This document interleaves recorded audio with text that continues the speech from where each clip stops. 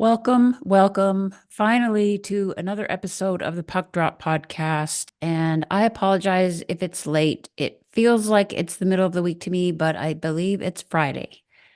So this is going to be a little bit of a different episode as it's just me. And I want to tell you all about my experience and trip to Minnesota for the PWHL Draft and Awards. And I'm tired, but I want to really share a lot of this with you all. So this is going to be just a bit of clips and audio and experiences, some insider information as much as I can with what I saw and my observations. I will do some official type commentary on my, let's say, one surprise for each team. That'll come later in your favorite segment, 6 and 6. So let's get started. It's an end of the season, but this is not the last episode. I have a lot more to share with you. So this is the end of the season episode of the Puck Drop podcast. It's time for the PWHL Puck Drop podcast. Okay, welcome in. And I really want to get to everything. And I don't want to do these hour-and-a-half long podcasts. I want you to get your information easily and quickly, but I have a lot to share. So I'll probably be doing some more episodes as well on my YouTube. I want to do a breakdown for each team of the, each team's picks and how I thought they did, their report cards more or less in the draft, and kind of an overall draft wrap-up video for you with some things that happened. I did some walk-ins on the purple carpet, and I have a lot more footage, photos, interviews. There were just so many things to see and do and people to meet. It was a great experience overall. And I'll share some behind the scenes with you, as carefully as I can to respect, the people that I literally got into the elevator with and things like that. But I think you enjoy hearing about that. And, everyone was great. I will just say that if, any names are shared here, I don't have any dirt. I don't have scoops on, things that were let slip or anything like that. Pretty much everybody I ran into was eager to chat, happy to chat, whether kind of on the record or just to say hi and put a face to the name of, who I am, getting recognized just a little bit more, which is just, nice for me. And a lot of people saying thank you for the information that I've shared on the YouTube channel and in the podcast, because there aren't that many just, newsy sites. I'll give a shout out, of course, to the Hockey News and to the CBC. There are a lot of other people, The Athletic. There are great channels and outlets, but I'm trying to kind of bring you a newsy fan point of view. And I think, it's well appreciated that people who don't get to know the players or just don't know what it's like to kind of be at the games and around the atmosphere of the PWHL. So I hope you appreciate it. And with that, I'll just let you know, I stayed at the hotel where it seemed like a lot of the families or the players were staying. And that made it interesting to just run into a lot of people in the lobby and quite a few in the elevator. There was an elevator issue. So it was like waiting a little bit longer and sharing an elevator, which actually made for, running into people quite a bit more. And one of the first people that I recognized and was a little, starstruck to say hello to was a gentleman by the name of Rory. Yes, I saw Rory, of course, Natalie Spooner's 2-year-old son. And I didn't, want to necessarily think that this is just my imagination. But when we got to the elevator and Gran had, picked him up and was playing, I couldn't help myself to say, is that Rory? And Natalie Spooner's husband, Adam, joined them as well. And I hope this is okay to share because they were just super nice. And I was more excited than I should have been because, of course, Natalie is one of my favorites. And I've been just sending along well wishes for her to, recover from the injury. So I, said hello and played with Rory and his monkey toy, I think it was, and just said, please pass along my get well wishes. And it feels like she must have been, in the room while they were downstairs getting coffee or breakfast or whatever it was. And then I missed my floor because I was so busy saying, please say hello for me. as the elevator opened and then went to their floor. And as I went back down to my floor, feeling a little sheepish, the door opened again, and someone else that you might know got in. Marie-Philippe Poulin, just on her own, got on the elevator going down. And I was making a note to myself, please get off at your own floor this time, silly. And you'll be happy to know I got off at my floor and I didn't do anything completely silly. And this was to be a theme perhaps for the weekend. And it wasn't a weekend. Okay. It was Monday and Tuesday, but I'm going to call it a weekend, I'm sure.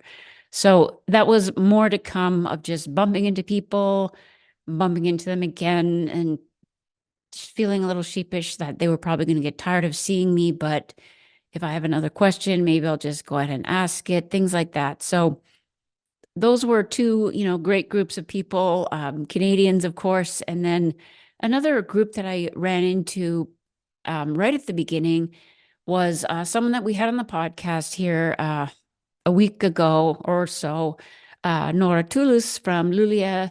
And she was walking with the other two players that were flown in from Luleå to be part of the draft, Daniela Peshova and Ronja Savalainen. And while I was waiting for coffee, they came out, and note that they had flown over from either Finland, Sweden, Czechia. So they were on quite a time difference. So probably, waking up at 4 a.m. and then feeling tired in the evening.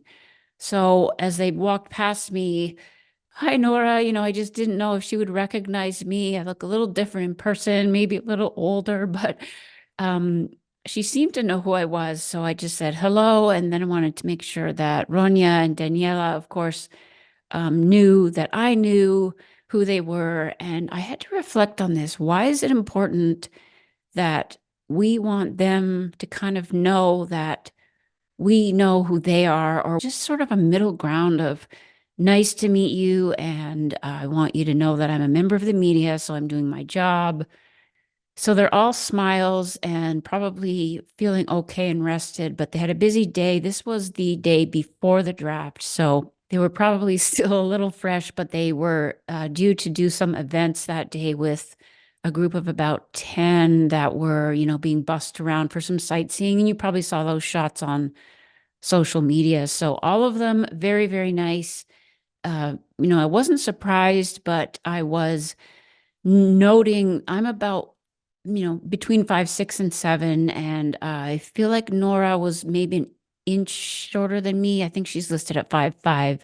Daniela, I think, is maybe between 5'9" and 10. And then Ronja, maybe a little taller than any of us, probably a full 5'10". So she, she was very kind and, happy to meet me and speak with me. She kind of put together who the heck I was.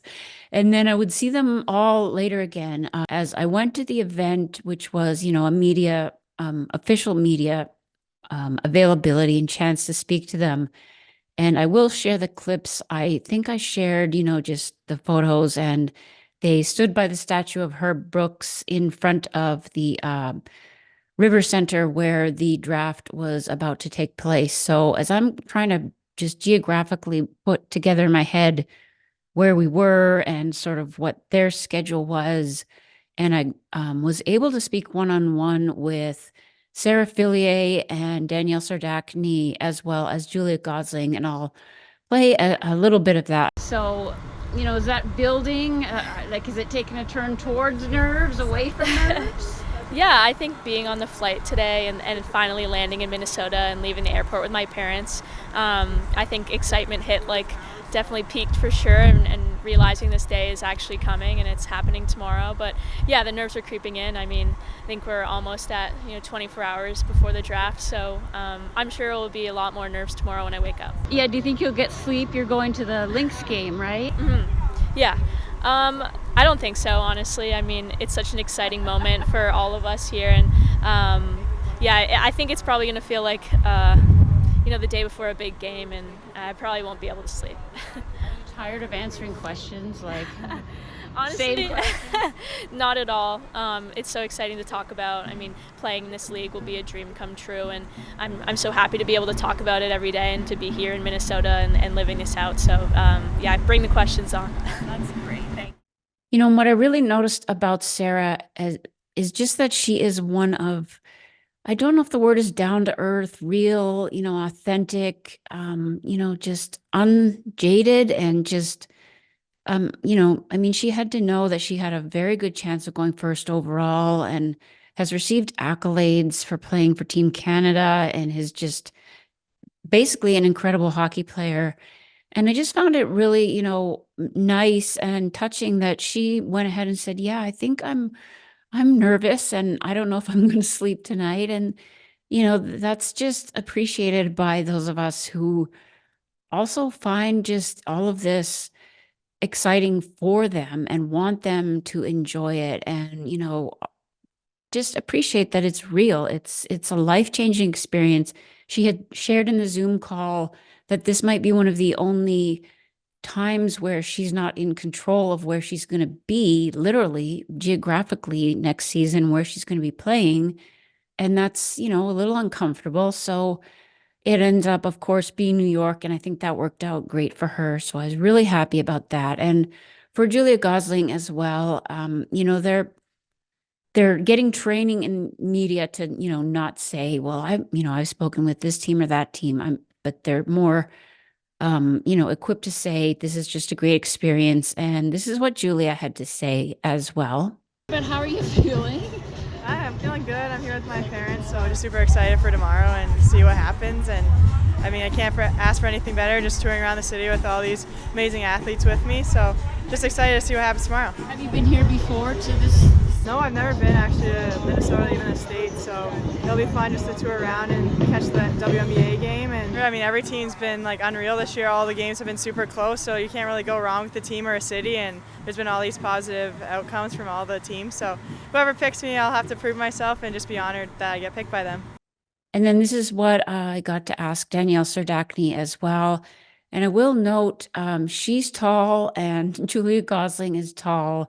It's notable when you see them lined up with the other prospects, not that size is as big of an element in the women's game. I think I answered someone on my YouTube about that, that I think, the skill and the intelligence and strategy of the game is a bigger part of the women's game, but it doesn't hurt for people like Ronya and Julia and Danielle to be kind of in that 5'10" range. With the longer sticks, that's going to help them for sure.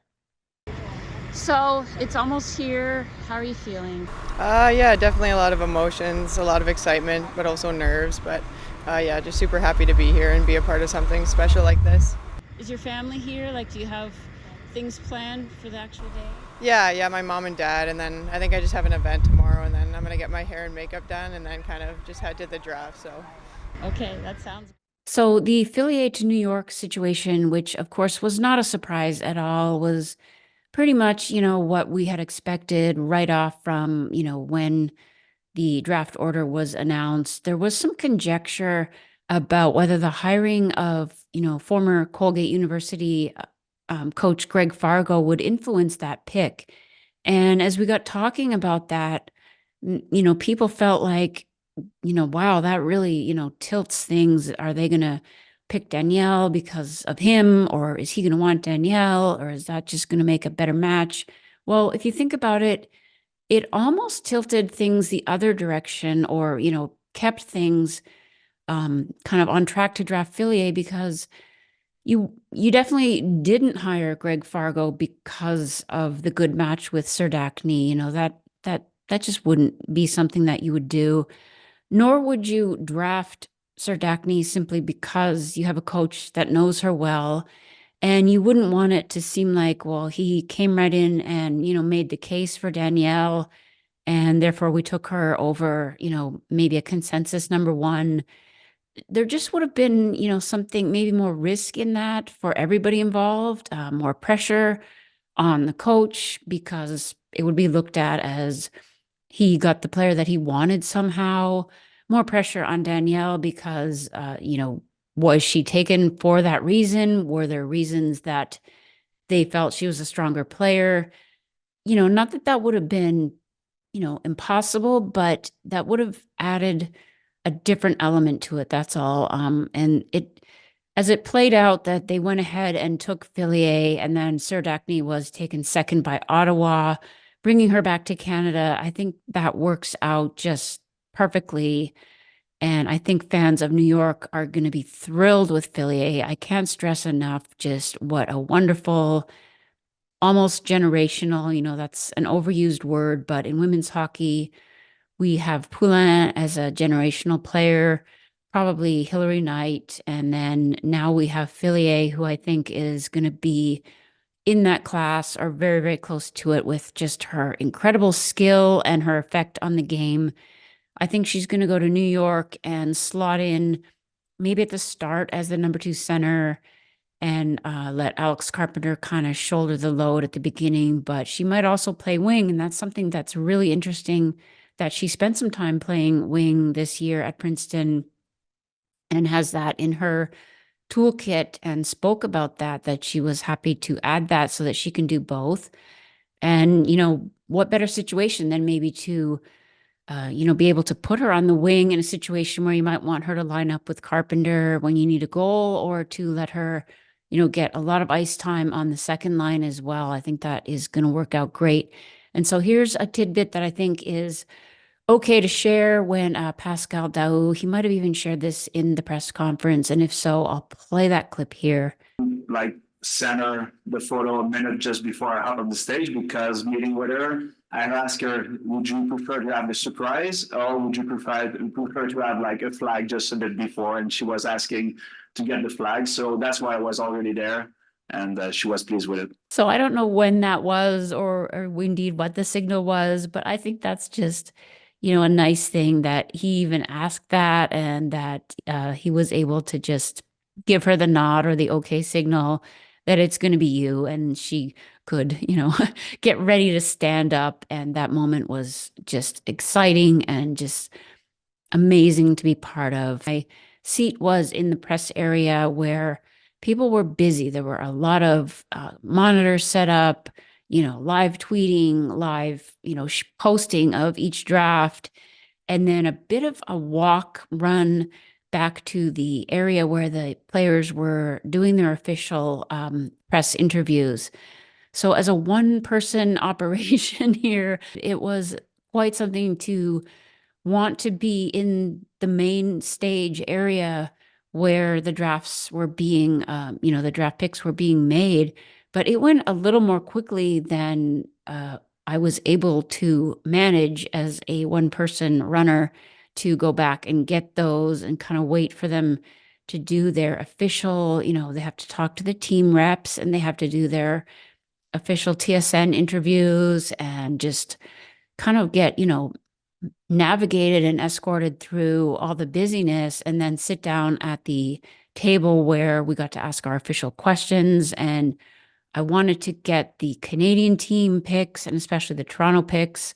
So it was definitely a bit of a logistical operation. I'll just say that. So to go back to the purple carpet, I just got some footage and clips of people walking in. I wanted to, tweet those or share those. And if you're not following me on all the various social media outlets, please do that. And I'm also curious where you want me to share bits and pieces, a paragraph here, a paragraph there.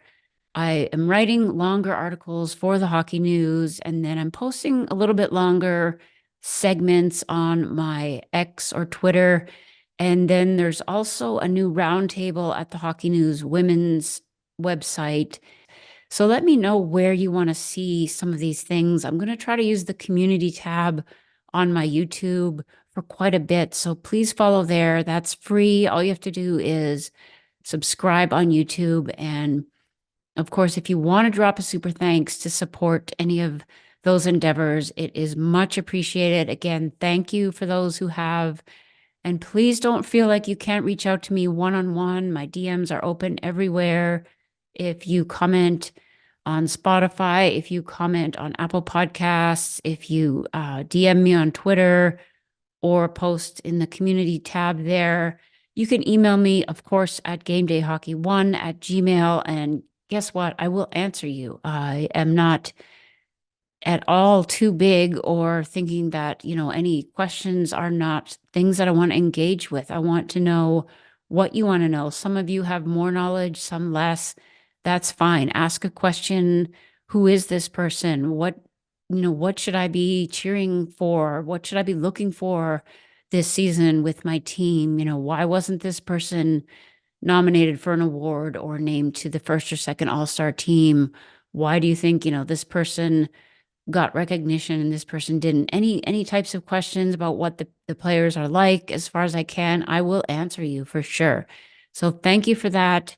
And again, I'm not pausing here to read a sponsor's blurb. And if I do get a sponsor, it'll be someone that I reach out to that is something that I want to share with you all, that I want the community to know about, whether it's something like, a mental health resource for you or something that I'm using or doing myself. I won't, be reading about any kind of online gambling or just anything that I don't personally myself enjoy and endorse. And guess what? I'm not even going to be doing that unless it's something that I really want to. I just want this to be for you, and I will get on with it. So the selection of Fillier and Serdachny were not surprises by any means, but I think the selection of Claire Thompson was a bit of a surprise. And I think in my mock draft, I thought that would be Hannah Bilka. I think, the American teams selecting Americans is something that we're seeing, and some of those fall into place. So the selection of Claire Thompson there by Minnesota was definitely, a bit of like, well, there goes my prediction and my mock draft. And, but happy to see her go at number 3. She wasn't there at the draft, so she wasn't on stage, but that's somebody that Minnesota is definitely going to benefit from, having a great defender and someone with some experience and an all-around game that is going to bring, just a great element to Minnesota. And I guess I'll just pause here and give you my impressions of, let's call it the Minnesota situation, the Minnesota that was going on, because it felt a little ironic that the draft and awards were held there so quickly on the heels of the dismissal, I will call it, of Natalie Darwitz, the parting of ways. That was a dismissal that, it got a reaction from fans. I'm just going to say I was a little disappointed, because what I know of Natalie Darwitz is that she's a great hockey person, obviously had a great hockey career, is from Minnesota, and was a great choice to be GM. And what happened, I don't know. I can't comment at all. There has been nothing said other than the official statements that you can read from both the league. Natalie herself was able to speak and put out a statement, which she said there will be more to follow when she's able. But it just seemed unfortunate that she, wasn't at the table with them for the draft to put the draft plan into place. Maybe that's where there was some falling out. I don't know. And so, they selected Claire Thompson. That's great. We know who they selected in the second round, which of course was Britta Curl, someone that herself comes with a lot of controversy. And, what do we say as a community that is trying to just look at the hockey side and enjoy the players, enjoy everything that we're seeing, and keep it positive? She's somebody that I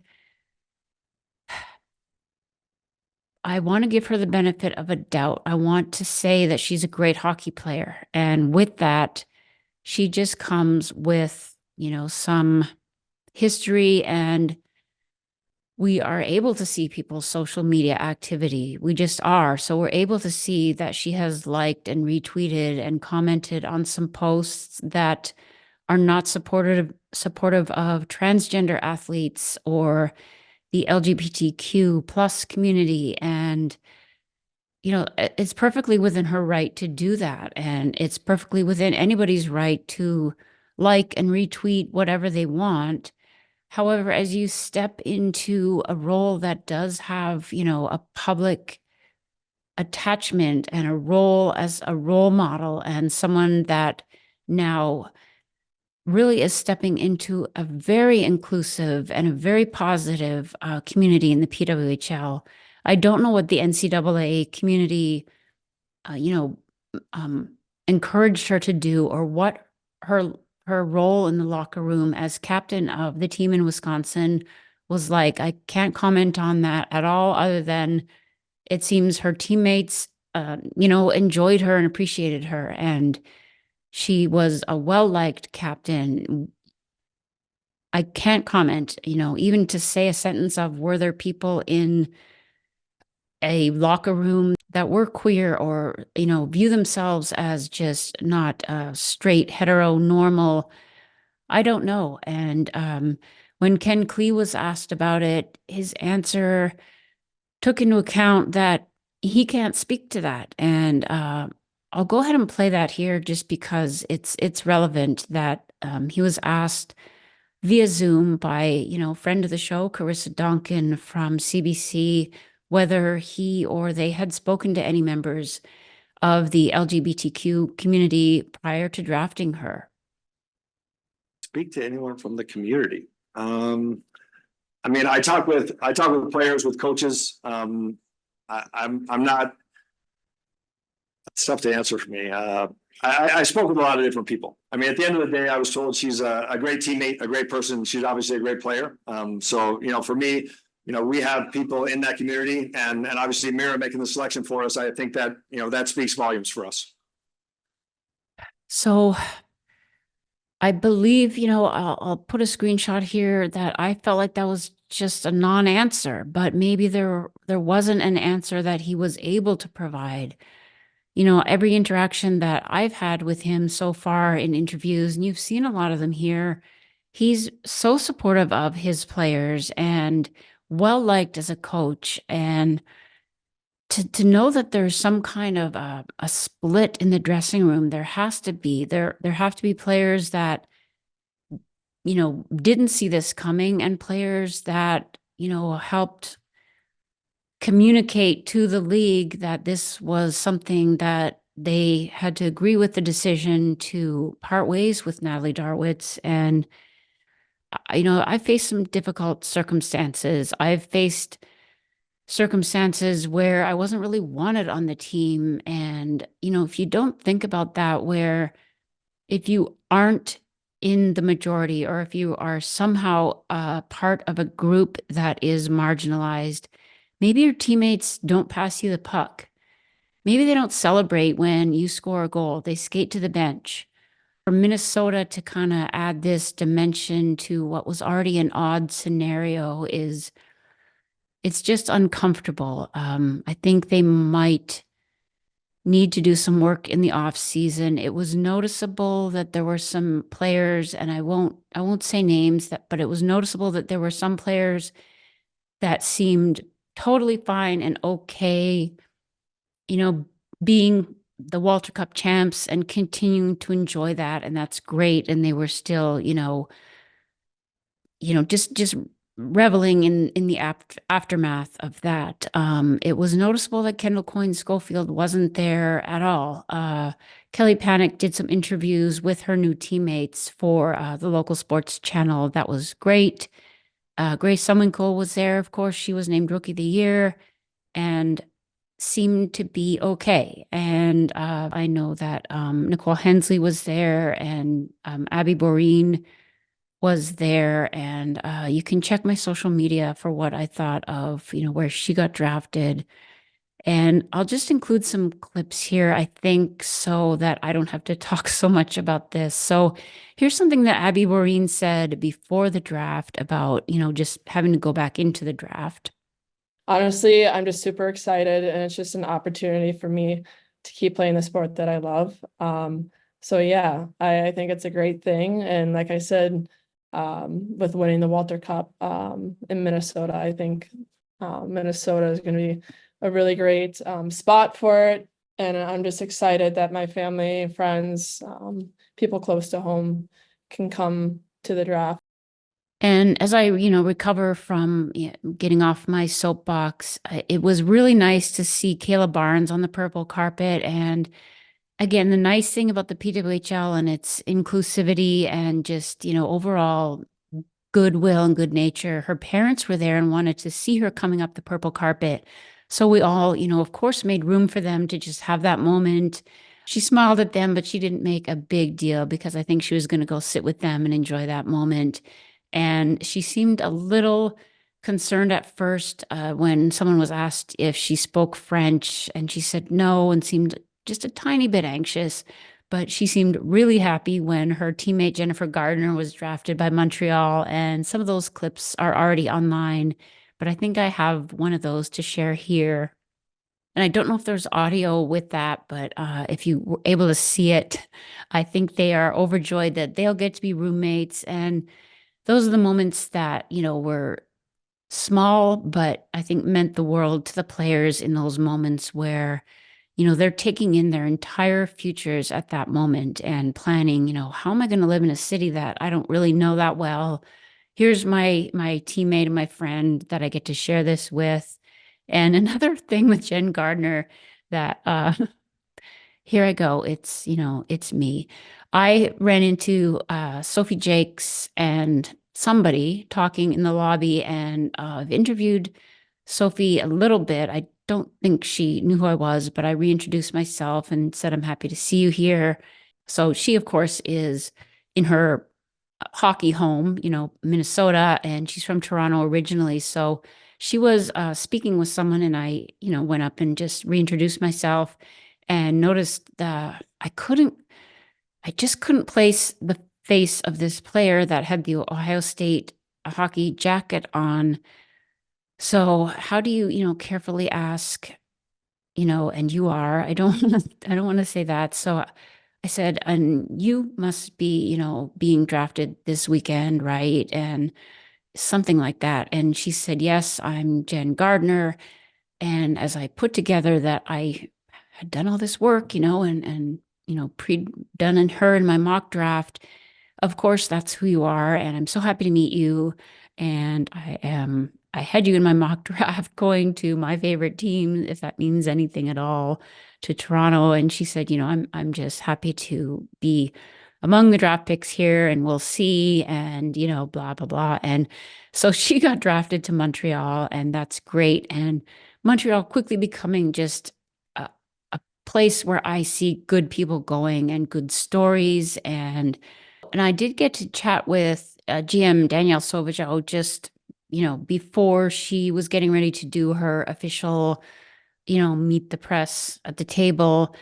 And was that ever interesting that Montreal drafted, after they drafted Kayla and Jen, they selected Abby Boreen in the third round.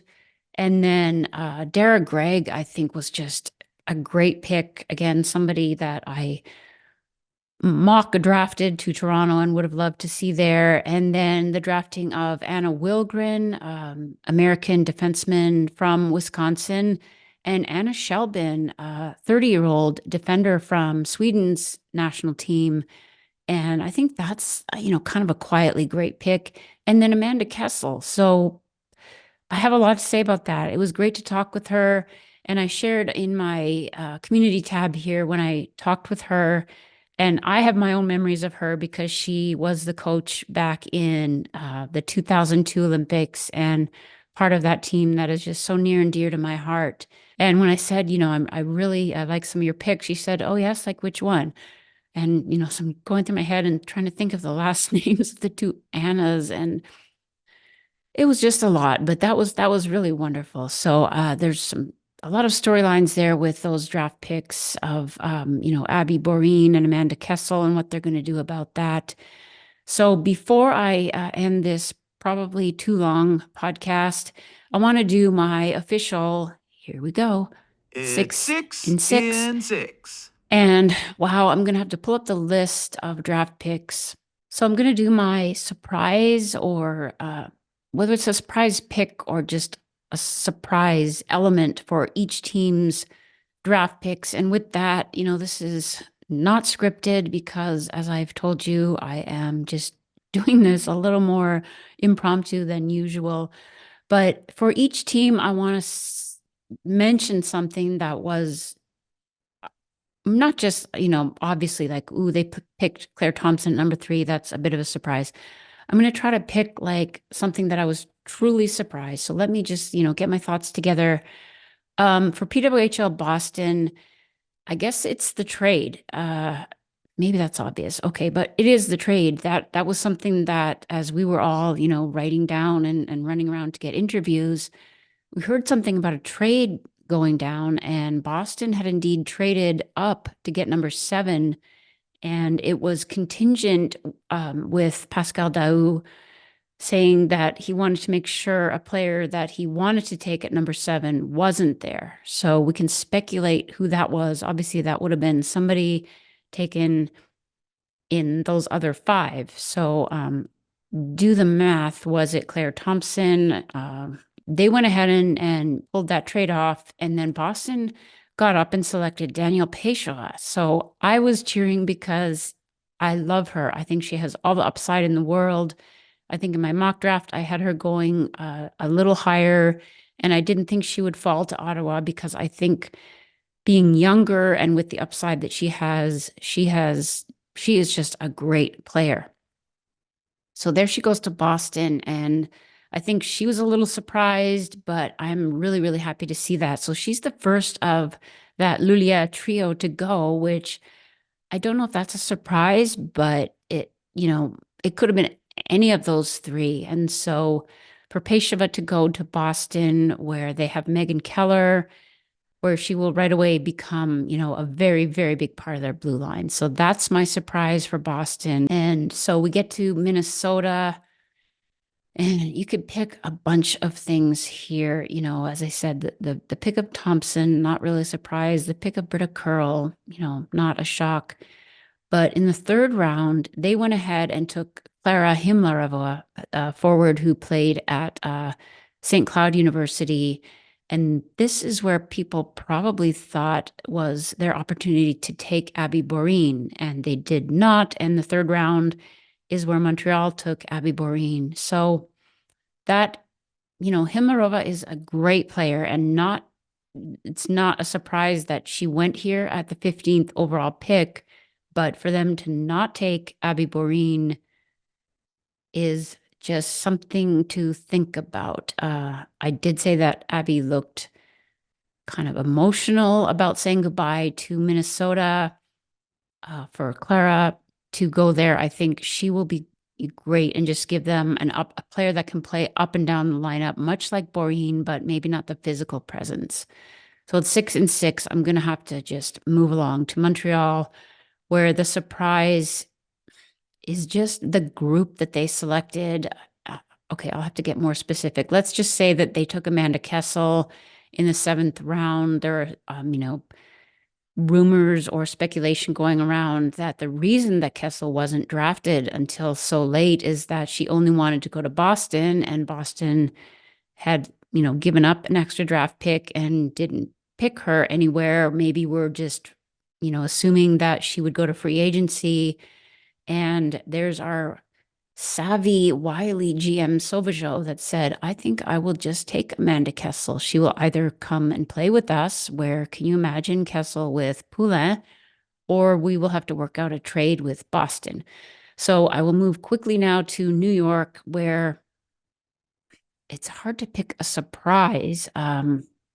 I guess I will say their selection in the 6th round of Emmy Fecteau from Concordia was, again, like, if you don't take her, I'm going to take her. A lot of people and fans were hoping that she would go to Montreal, being, a Francophone player and playing in Montreal.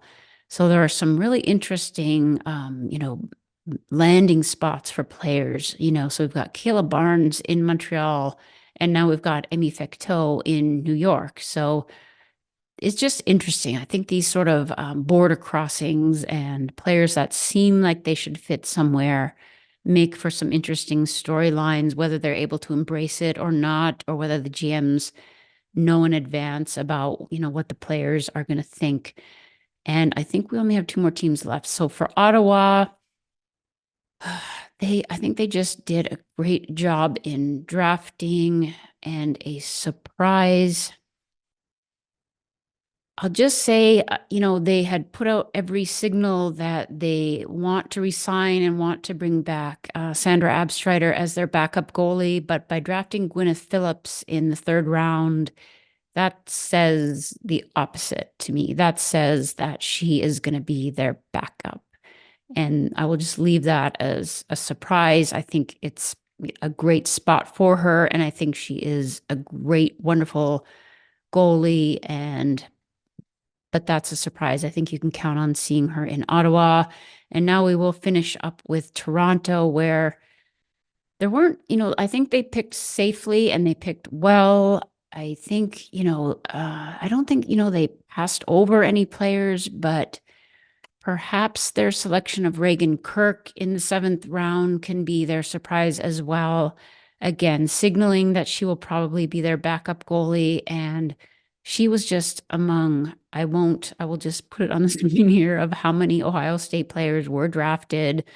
It was just over and over Ohio State alumni, and a great program there. So she will be a great fit. And if you didn't know already, she is a Manitoba native and already great friends and, well known to Kristen Campbell. So that will make a great duo, maybe a little bit of just a happy surprise. So hopefully that was 6 minutes.